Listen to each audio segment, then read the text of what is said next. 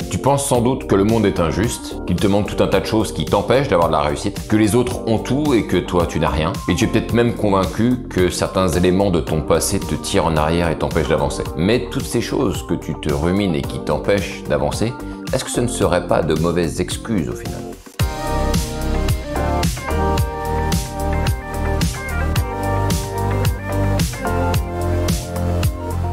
D'abord, on va commencer à différencier les raisons des excuses. Parce que certains éléments de ta vie peuvent expliquer la raison qui font que tu en es là aujourd'hui. Mais en même temps, tu peux aussi te trouver des excuses qui font que ça t'empêche de sortir de ça. Plus un autre élément dans ta vie qui est essentiel et dont je parlerai en fin de vidéo. Si c'est la première fois que tu viens d'arriver sur la chaîne, je m'appelle Brice, j'ai créé la chaîne La Séduction pour les zéros, j'ai 43 ans et je suis papa. Sur cette chaîne, je donne des conseils aux hommes mûrs comme moi qui sont soit sortis d'une longue relation et qui n'ont plus vraiment les codes et qui ne savent plus comment faire pour rencontrer une femme, ou bien ceux qui n'ont jamais vraiment eu les codes et qui n'ont jamais vraiment su comment faire pour avoir une relation, comme moi c'était le cas par le passé. Ça fait une dizaine d'années que je me suis plongé dans le monde de la séduction, des rencontres, à aborder des femmes en journée, en soirée, dans tous les lieux possibles et inimaginables.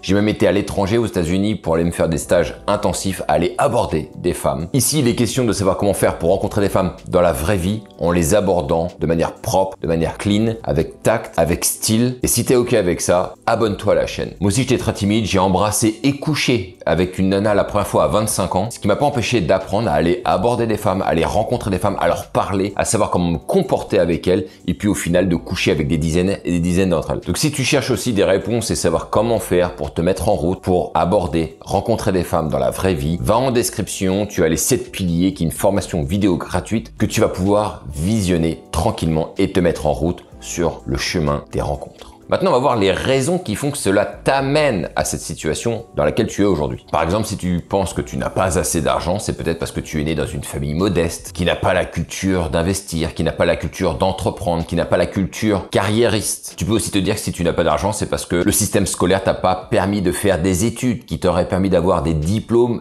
qui permettrait à la suite de valoriser ça avec un bon salaire. Si je prends mon exemple, je suis sorti quasiment du cycle scolaire après la 3e en faisant un apprentissage parce que j'étais très mauvais à l'école. Et au final, j'ai dû construire ma carrière de zéro pour en arriver à là où j'en suis aujourd'hui. Et donc, ça, ce sont les raisons. Pour les filles, c'est pareil. Tu peux très bien expliquer le fait que tu sois nul avec les nanas parce qu'on t'a jamais expliqué, on t'a jamais appris, parce que t'es trop timide, parce que comme moi, tu t'es peut-être intéressé assez tardivement aux femmes, parce que quelquefois, t'as quand même tenté de déclarer ta flamme à une nana et puis tu t'es pris un bâche de l'espace et du coup, ça t'a démotivé de recommencer plus tard. Tout ceci-là, ce sont donc des raisons qui t'amènent à être là où tu en es aujourd'hui. C'est ce qu'on pourrait dire en anglais un statement. Maintenant, une fois qu'on a analysé ça et qu'on connaît maintenant les raisons, on va voir quelles sont les excuses qui t'empêchent de t'en sortir et de transcender ces problèmes existants qui, selon toi, t'empêchent d'avancer. Et ça va commencer directement par trouver le coupable, la personne qui est responsable, la personne ou la situation qui est responsable de ton état actuel. Par exemple, si je fais une analogie avec le monde du travail, je ne peux pas gagner mieux ma vie parce que mon boss refuse de m'augmenter, refuse de me donner des primes alors que je travaille bien, que je me donne à 100%, j'ai aucun retour sur investissement. Du coup, c'est à cause de lui que je ne gagne pas mieux ma vie. Il ne croit pas en moi, il veut que je fasse le même boulot toute ma vie, il m'empêche d'avoir de l'avancement. Bref, le mal est tout désigné, c'est à cause de lui. Quand on réfléchit comme ça, c'est qu'on pointe du doigt directement le coupable principal qui t'empêche d'avoir la meilleure des vies, sans jamais remettre en cause le pouvoir d'action que tu peux avoir sur cette situation et qui peuvent inverser la tendance. Pour les filles, c'est pareil. Elles sont trop compliquées, elles ne font jamais le premier pas, elles ne s'intéressent qu'aux bad guys, du coup, pour moi, c'est mort. Elles sont complètement imprévisibles, on ne sait absolument pas ce qu'elles pensent. C'est le flou complet. Encore pareil, tout ceci sont juste des raisons toutes désignées où on désigne le mal, on désigne le coupable qui t'empêche d'aller transcender ça, d'aller passer par-dessus le mur pour voir ce que l'on est capable d'actionner en conséquence. Mais le problème, c'est que en désignant un coupable, en se trouvant des excuses,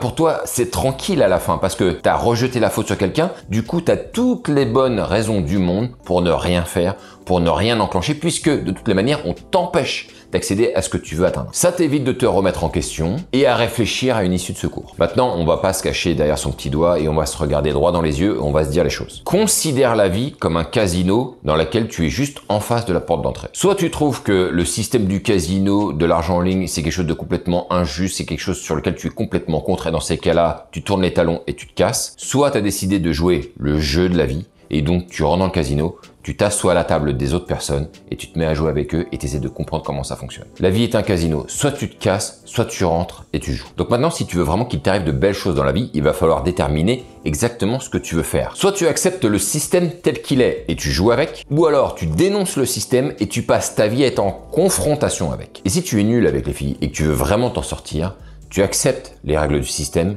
et tu vas les jouer avec. Ce qui ne veut pas dire que tu vas te débarrasser de toute ta vie sur le sujet. Tu as toujours le droit de trouver ça très injuste de la manière dont on doit rencontrer des femmes, mais en même temps, une fois que c'est intégré, tu sais aussi que tu dois jouer avec ça. C'est digéré, c'est accepté, on avance. Et le monde fonctionne vraiment comme ça. Tu vas te rendre compte qu'il y a des personnes qui sont contre ou qui épousent un système. Épouser un système ne veut pas dire qu'on le valide. Ça veut pas dire qu'on trouve que ce système il est génial. C'est juste qu'on a accepté les conditions, on a accepté les règles, on va jouer avec ça. Et ça, il y a que toi qui peux prendre cette décision et de savoir quel chemin tu veux prendre. À savoir que le premier chemin amène beaucoup de douleur, mais amène aussi des récompenses qui sont inestimables, uniques. Alors que le deuxième chemin ne t'amène aucune douleur, aucune prise de risque, donc une vie dans le confort, mais dans lequel il ne t'arrivera jamais rien d'exaltant. Ce qui m'amène à un point extrêmement essentiel, capital. Une leçon que j'ai prise au milieu de ma vie et que j'oublierai jamais, c'est l'adaptation. S'il y a bien un mot que tu dois garder en tête toute ta vie et que tu dois te remémorer à chaque fois que tu es en confrontation avec un échec ou un système, c'est bien l'adaptation. Par le passé, si tu connais un petit peu ma vie, tu sais que j'ai été manager et j'étais dans un environnement où tous les jours, il y avait une nouvelle contrainte que je connaissais pas. Au début, j'étais en confrontation avec cette situation et j'allais voir souvent mon manager pour aller me plaindre et lui dire « Oh là là, c'est difficile, il y a toujours un nouveau problème, c'est une vraie galère. » Et je me souviens d'un jour où il s'est un petit peu vénère en me disant « Dis donc, ça commence à suffire, tu es tout le temps en train de te plaindre, il faut s'adapter. » Et il m'a dit maintenant deux choses l'une, soit tu t'adaptes et tu trouves des solutions même si elles sont moyennes, ou bien tu continues à te plaindre et affronter ces situations comme étant des agressions et tu baisses les bras. Sachant que si je choisis la deuxième option,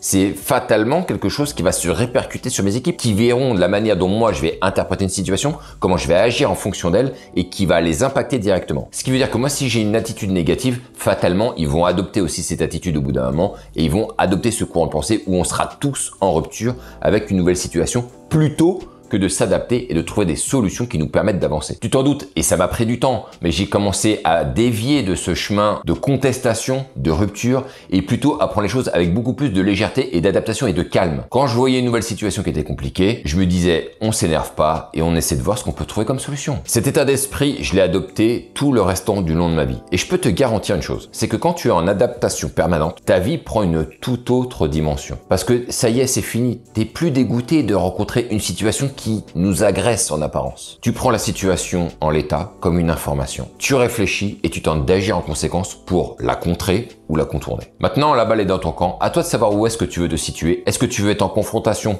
permanente ou est-ce que tu veux être en adaptation permanente? À toi de voir. Moi, j'ai choisi mon chemin. Tu prends le tien. Sur ce, mets-moi un commentaire, mets-moi un like si tu as aimé cette vidéo. On se retrouve pour une prochaine et vive le game.